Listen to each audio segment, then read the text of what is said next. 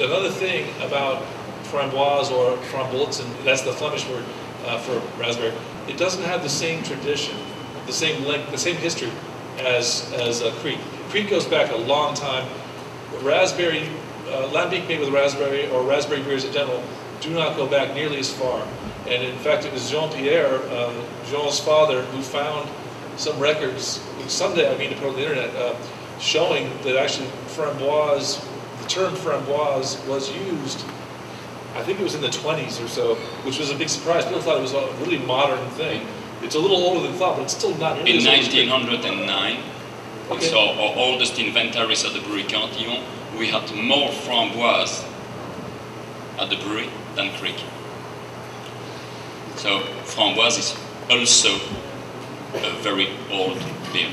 But framboise appears after the First World War. The Cantillon brewery, also being a museum, has spaces and things stuck away. You can see them sometimes. Don't go in there. It looks like hell. There's dust everywhere and stuff. But Jean-Pierre occasionally does go in there, and you find stuff that you wouldn't believe from a long time ago. And I think that's a significant thing, but we haven't really got around to publicizing it. Armand, I think, is going to talk about a similar beer to Jean's last one, made with also with grapes. So we have finally, it was an idea with the next beers from an American who came to us, and he was also asking, can you not use grapes and fruits and whatever? And it was finally an American winemaker. I don't remember exactly his name anymore. And why you don't use Malvasia? Malvasia is normally a white grape in Tuscany, Italy, but there is also a few Malvasia red. So this has been bottled in '94, I think, and they sent me 250 liters of Malvasia fruit juice, which is normally illegal. You're not allowed to export fruit juice in out of Italy. So I imported finally officially Malvasia wine, but there is a thing, if I can get it like that, and that's wine, you say excises? Tax. The tax, they control that, and then they have to know the alcohol contents. So I give them a sample, so just saying this is not a wine. And for one or another reason, they didn't send it immediately to the laboratorium, and the bottle exploded in their fridge. So it was sure a juice. So in this Malvasia is 100% Drie Fonteinen, because we don't have that so much, but that is really 100% Drie Fonteinen Lambic brewed, in which I'm adding on each barrel of 225 liters, something like 60 liters a barrel. So we don't have that much anymore. I never commercialized it because it was like, and so typical, Frank was able to taste it a few years ago. It was dark red, really dark red. So it disappeared, the color disappeared totally, and that's what I said, the Brettanomyces change your colors. That doesn't mean the beer is not nice, but the thing is, this is clearly sparkling, and the other way it's very high in alcohol, and I don't exactly know, but we think it's something like 8%, because it's not really officially analyzed by the taxes. So it's still in my stock. I don't. It is legal in Pennsylvania. I am.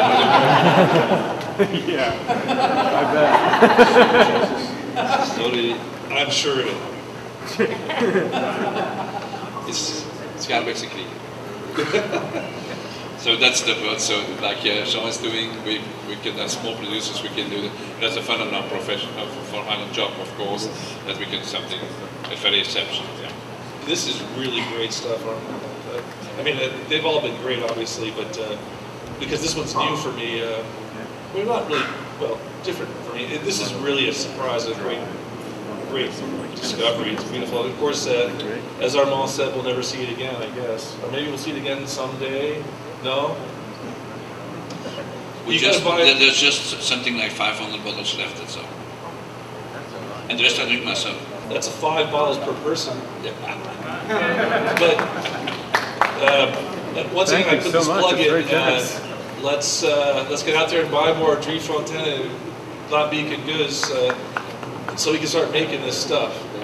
And I should mention, we've already talked about framboise, by the way. Armand makes this, what's regarded, I think, as the most awesome framboise, and I use that term only because I think I got it from ratebeer.com. It's called Homage.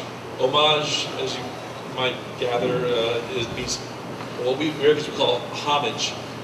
It's homage to Armand's father. Armand made a framboise with just so much raspberry flavor it'll kill you, but you'll die happy. We actually commissioned, gave Armand some dough to get some of this beer, and we think that it's going to be coming to us pretty soon. We have people calling us all the time asking for this beer, and we always tell them call back later. But I think soon we're going to have better news. What? No? Oh Jesus! I didn't have enough time to bottle it, so it's very hard working, and I have to bottle it. Okay, yeah, but 2 nights. So Yeah. it should be bottled very quickly as I can do it. But So nothing bad happened. No. Oh, good. Okay, yeah. I was just starting to sweat here. All right. So yeah, and Armand told me last time I think he looked at the beer.